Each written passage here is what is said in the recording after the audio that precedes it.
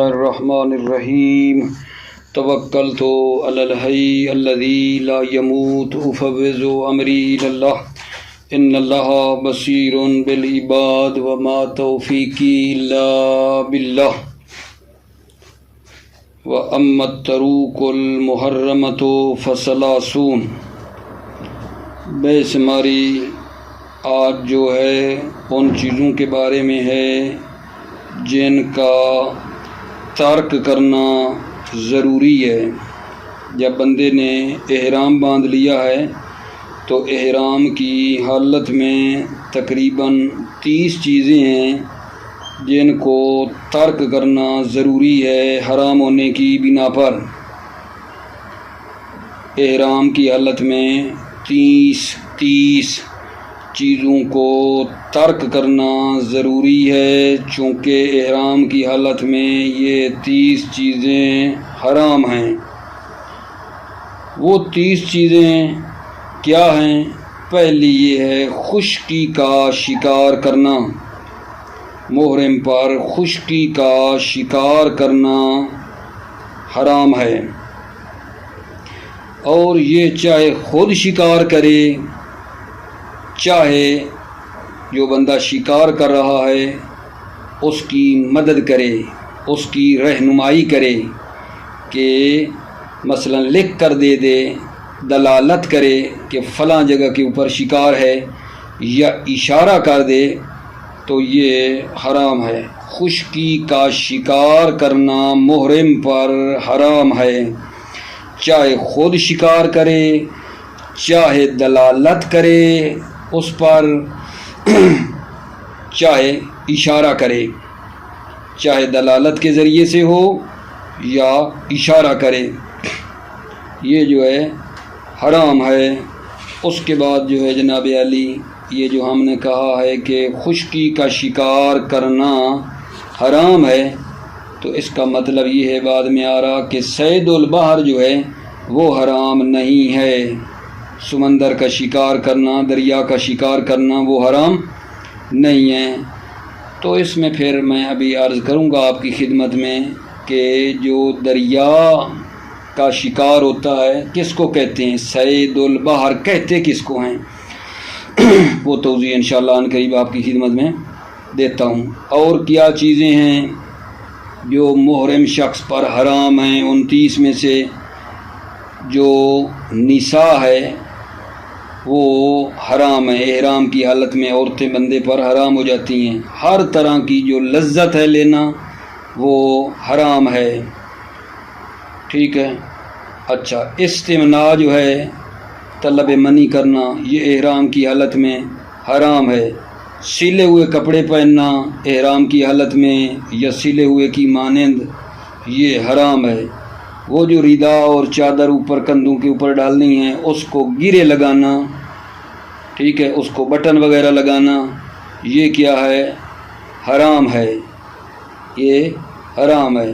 اس کے علاوہ جو چیز بتائی جا رہی ہے وہ چیزیں جو محرم پر حرام ہیں وہ مطلق و طیب ہے۔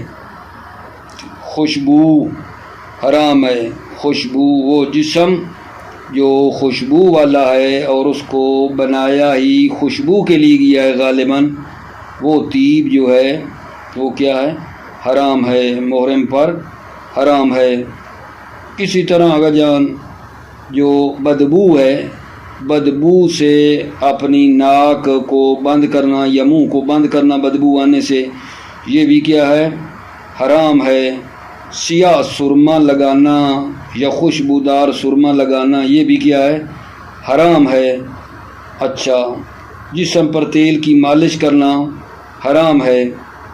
یہ کچھ چیزیں جو بیان کی ہیں، باقی مزید انشاءاللہ آئیں گی۔ 30 چیزیں ہیں جو محرم پر حرام ہیں۔ ابھی میں شروع کرتا ہوں، توجہ فرمائیے۔ کچھ بیان کر دیے ہیں اور کچھ باقی رہتی ہیں، یہ موٹی موٹی باتیں کی ہیں، اندر بھی مطالب آئیں گے، توجہ فرمائیے۔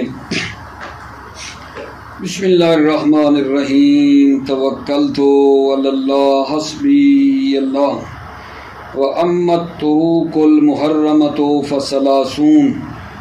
اما وہ چیزیں جن کو ترک کیا جاتا ہے اور وہ چیزیں حرام ہیں، فثلاثون تو پس وہ 30 ہیں۔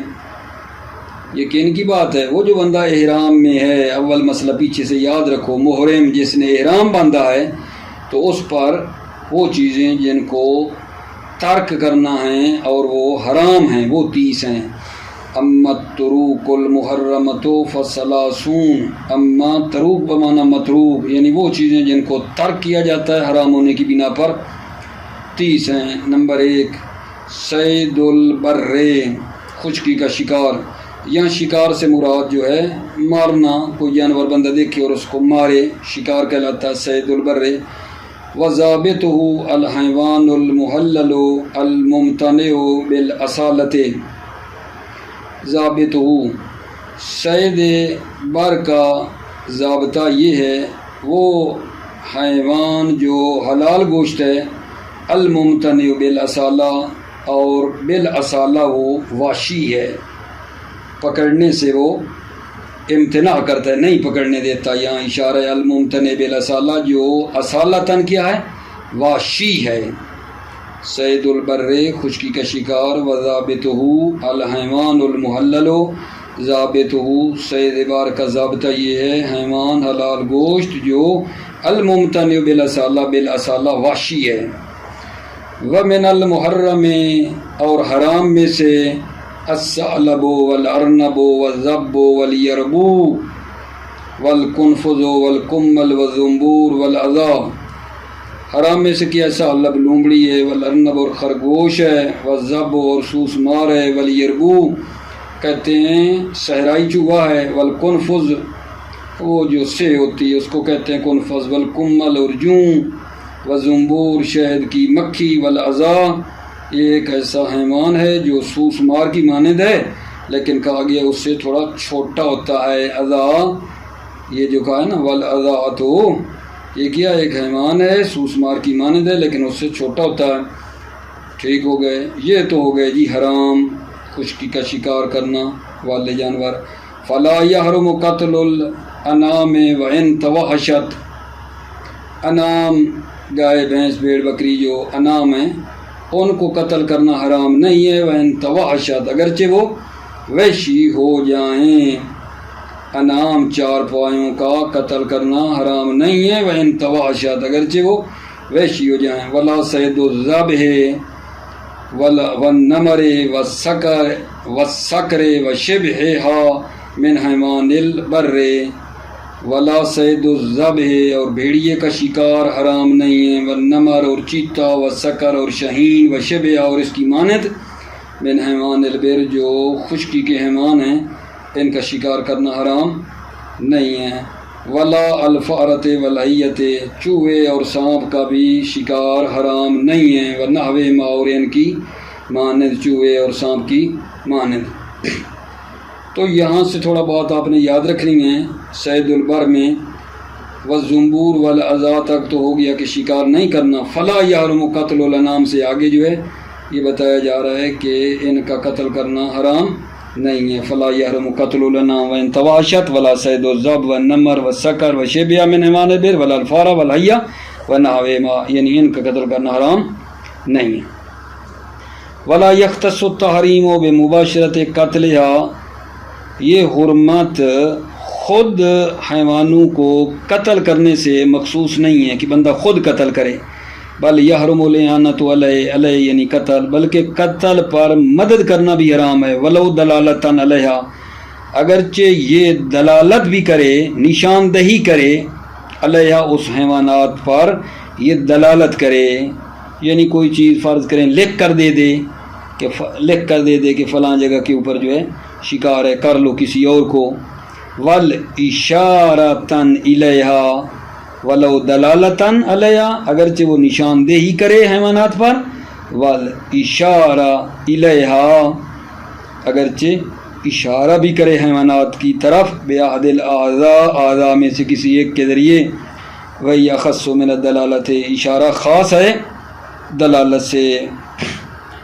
تو کلی بات یہ ہو گئی نا کہ شکار کرنا خشکی کے جانور کا حرام ہے، خود شکار کرے یا مثلا دلالت کرے یا اشارہ کرے، یہ بھی حرام ہے۔ ولا فرق فی تحریم علی المحرم بین کون المدلول محرما و محلا، فرق نہیں ہے فی تحریمہما، دلالت اور اشارہ کی حرمت میں، علی المحرم محرم پر حرام ہے، بین کون المدلول محرما و محلا، فرق نہیں ہے کہ مدلول محرم ہو و محلا اور محل ہو، ولا بین الخفیت والواضحہ، اور فرق نہیں ہے کہ دلالت خفیہ ہو والواضحہ، اور دلالت واضح ہو، خفیہ ہو، ہلکی دلالت ہو یا واضح ہو۔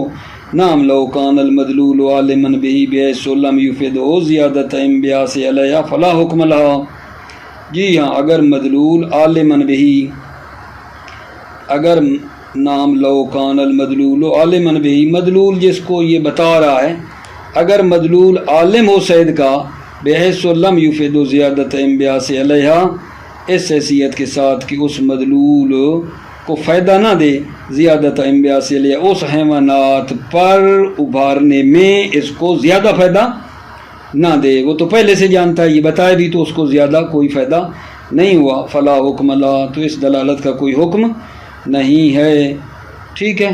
وَإِنَّمَا أَطْلَقَ الْمُصَنِّفُ صَيْدَ الْبَرِّ مَا كَوْنِهِ مَخْصُوصًا بِمَا ذُكِرَ طَبْعًا لِلْآيَةِ، فرماتے ہیں مصنف نے صید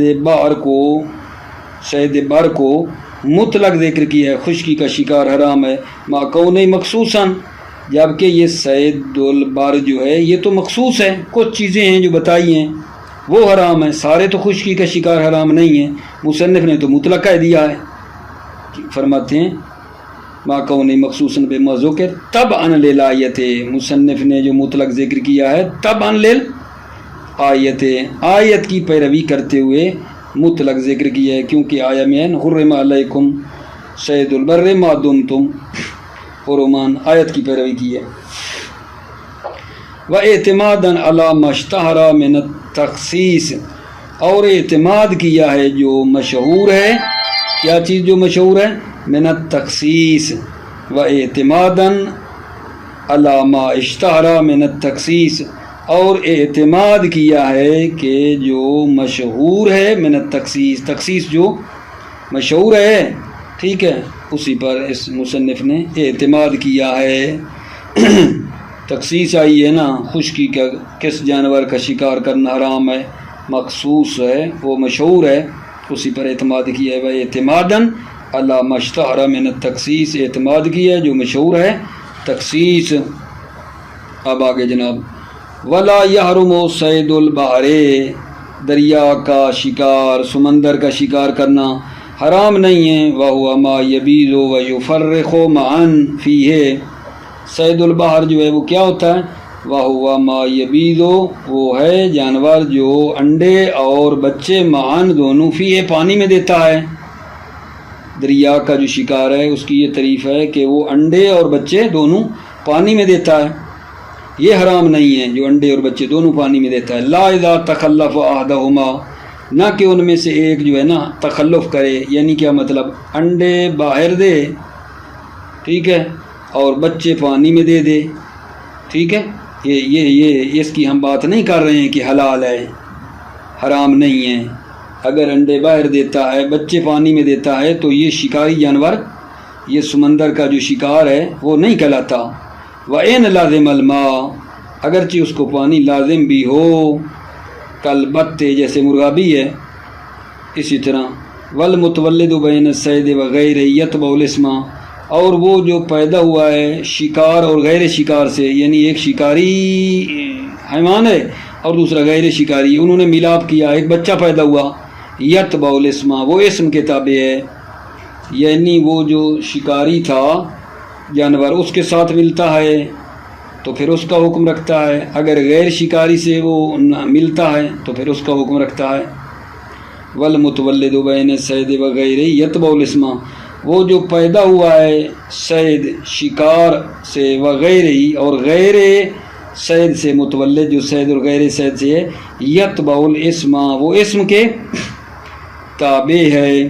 فَإِنْ انْتَفَيَ عَنْهُ وَكَانَ مُمْتَنِعًا فَهُوَ صَيْدٌ، فَإِنْ انْتَفَيَ، اگر سید اور غیر سید منتفی ہوں ان اس متولد جو پیدا ہوا ہے، نہ اس پر اس میں سید ہے اور غیر سید دونوں نہیں ہیں، ٹھیک ہے، وکان ممتنعا لیکن وہ متولد ممتنع ہے، وحشی ہے، فہو سید تو وہ سید ہے، وین لاحق بعہد افراد ہی اگر اس کو لاحق کیا جائے بعہد افراد سید، اگر سید کے کسی افراد کے ساتھ اس کو ملحق کیا جائے۔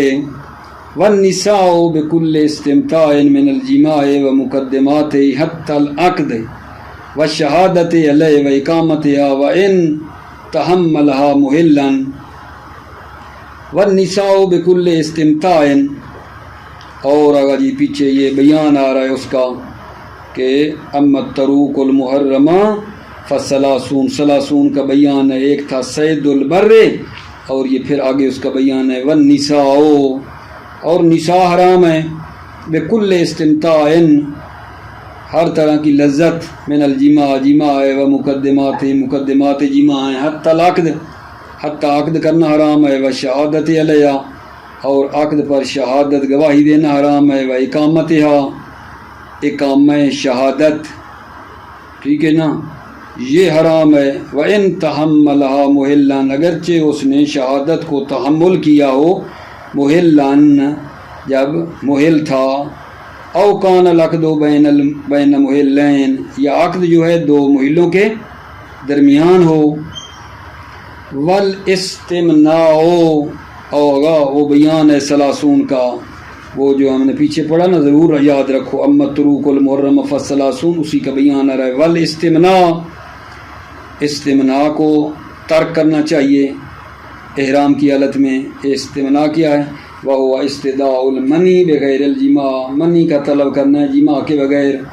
چوتھی چیز جس کو ترک کرنا ہے احرام کی حالت میں، وہ لبس المخیط، مخیط سلا ہوا لباس پہننا، وَإِنْ قَلَّتِ الْخِيَاطَةُ اگرچہ وہ خیاطہ اور سلائی کم بھی ہو، وَشِبْهُ اور شبہ مخیط، یعنی لبس المخیط سلا ہوا لباس ہو یا شبہ سلا ہوا ہو، شبہ مخیط ہو، یہ بھی حرام ہے۔ مما احاطہ جو بدن کو گھیر لے، قدر المنسوج جیسے وہ زیرے جو بنی ہوئی ہے، یعنی در منسوج یہ ہو گیا نا، یعنی لباس ہے جو شبیہ ہے اس کے سلے ہوئے کے۔ واللبد المعمول کذالک، لبد المعمول یعنی ایک لباس نمدی ہے، ٹھیک ہے، کذالک وہ بھی کیسے ہے؟ ایسے ہے، مما احاطہ جو پورے بدن کو گھیر لیتا ہے۔ یہ لبد معمول کیا ہے؟ لبد ایک خاص انداز میں بناتے ہیں، پورے جسم پر وہ چھا جاتا ہے۔ لبد معمول یعنی ایک خاص انداز میں لباس بناتے ہیں اور وہ بھی پورے جسم کو گھیر لیتا ہے۔ وعقد الرداء، ایک اور چیز جو حرام ہے محرم پر، وہ ردا کو گرے لگانا ہے۔ وتخلیلہ اور ردا کو ملانا ہے ایک سرے کو دوسرے سے۔ وزرہ اور اس کو بٹن لگانا ہے۔ ونحو ذلک اور اس کی معنی دون عقد الازار ونحوہ، لیکن وہ جو ازار ہے اس کو گرے لگانا حرام نہیں ہے۔ لونگ جو ہے نیچے جو پہنتے ہیں ناف کے نیچے، لونگ کو گرے لگانا حرام نہیں ہے۔ ونحوہ اور اس ازار کی مانند جو ہے مثلا اس کو گرے لگانا حرام نہیں ہے۔ فإنہ کیا ہے جان؟ جائزون، جائز ہے یہ عقد الازار، ٹھیک ہے نا، یعنی لونگ کو گرے لگانا جو ہے وہ جائز ہے۔ وَيُسْتَثْنَى مِنْهُ الْحِمْيَانُ، مِنْهُ اس لباس سے جو مخیط ہے، ہم نے کہا نا نہیں ہونا چاہیے، لوگ سے مخیط حرام ہے سلا ہوا لباس۔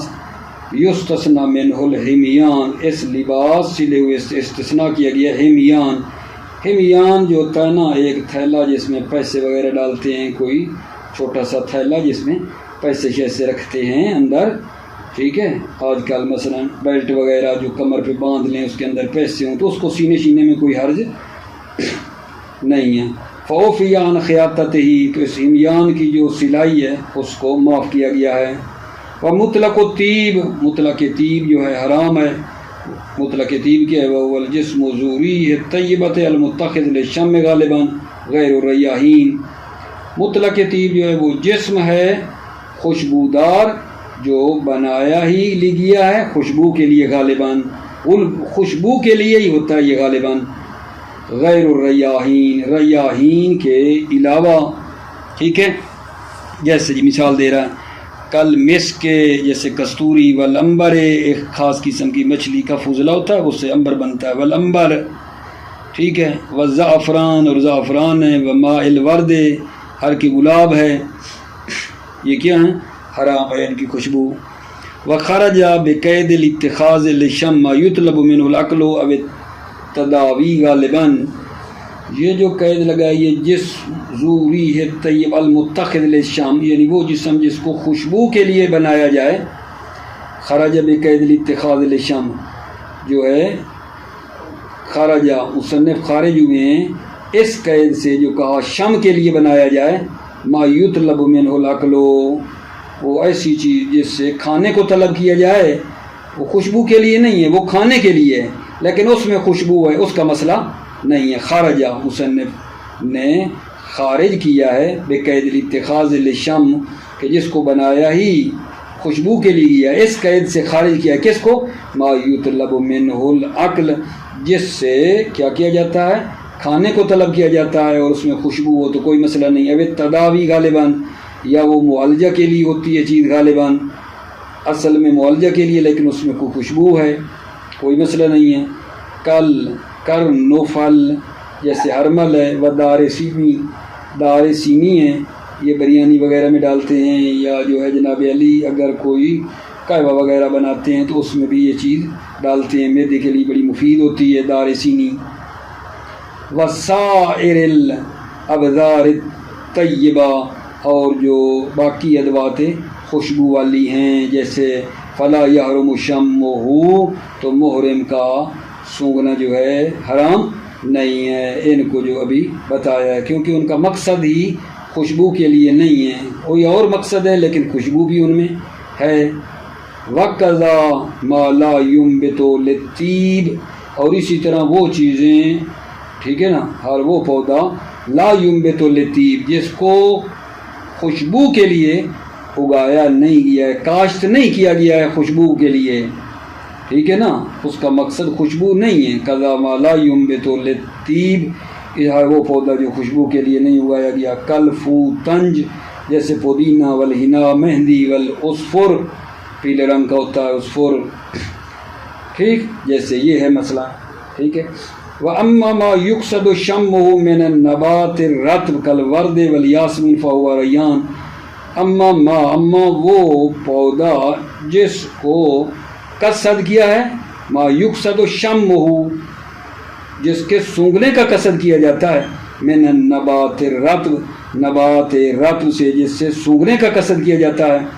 کل ورد والیاسمین، جیسے ورد ہے، گلاب ہے، والیاسمین، اور چنبیلی ہے، فہوا ریحان، تو وہ کیا ہے؟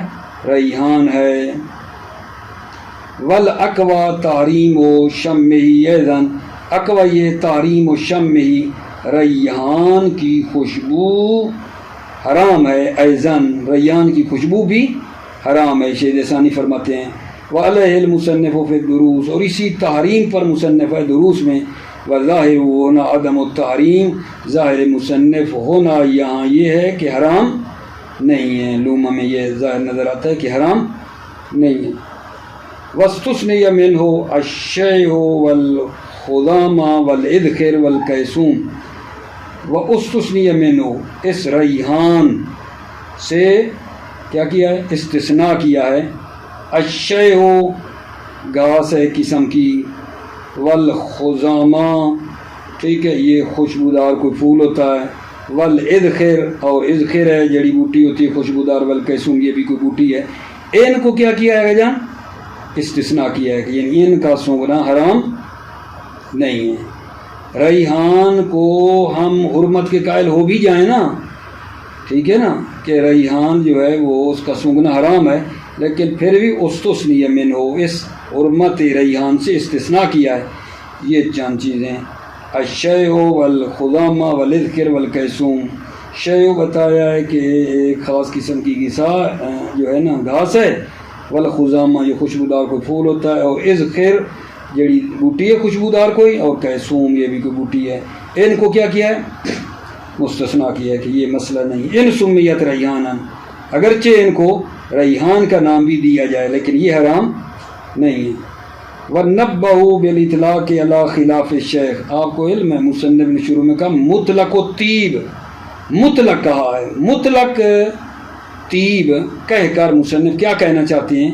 وَنَبَّهُ بِالْإِطْلَاق، مصنف نے تنبیہ کی ہے بِالْإِطْلَاق مطلق الطیب سے، علی خلاف الشیخ، شیخ توسی کے اختلاف کی طرف مصنف نے تنبیہ کی ہے۔ نبہ بالاطلاق، مصنف نے اطلاق کی قید سے علی خلاف شیخ، شیخ توسی کے اختلاف کی طرف نہ تنبیہ کی ہے۔ شیخ توسی کیا کہتے ہیں؟ سو خصہ بالاربۃ، شیخ توسی نے طیب کو خاص کیا ہے باربۃ، چار چیزوں کے ساتھ، کہ چار چیزوں کی خوشبو حرام ہے سو خصہ، شیخ توسی نے خاص کیا ہے طیب کو باربۃ، چار چیزوں سے جو حرام ہیں، المسک والعنبر والزعفران والورس، مسک، عنبر، زعفران جانتے ہیں، ٹھیک ہے، والورس کوئی کالے تل کی مانند ہوتی ہے، یہ ورس بھی ٹھیک ہے جانتے ہیں، مسک کوئی خوشبو ہو گئی، عنبر ہو گئی، زعفران بڑی مشہد میں پڑی ہوتی ہے، ورس کالے تیل کی مانند ہے۔ وفی قول آخر لہو بستۃ باضافۃ العود والکافور الیہا، وفی قول آخر لہو، شیخ توسی کا ایک دوسرا قول بھی ہے، بستۃ، فی قول آخر لہو، شیخ توسی کا ایک دوسرا قول بھی ہے، بستۃ، چھ چیزوں کو خاص کیا ہے شیخ توسی نے، چھ چیزوں کو کہا ہے کہ ان کی خوشبو حرام ہے، باضافۃ العود والکافور الیہا، الیہا ان چار کے ساتھ عود اور کافور کا بھی اضافہ کیا ہے۔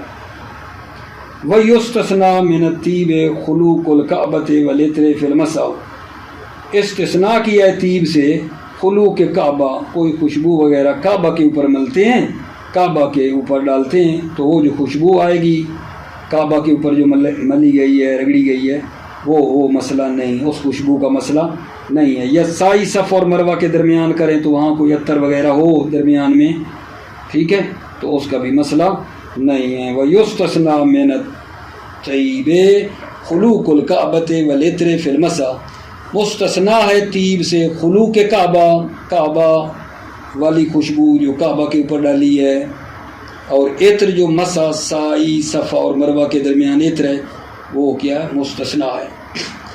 والقبض من کریہۃ الرائحۃ، کریہۃ الرائحہ یعنی بدبو جو ہے اس سے قبض یعنی ناک کو بند کرنا، منہ کو بند کرنا، یہ بھی کیا ہے؟ حرام ہے آغا جان۔ اما الطروق المحرمہ جو 30 تھے نا ان میں سے ایک یہ ہے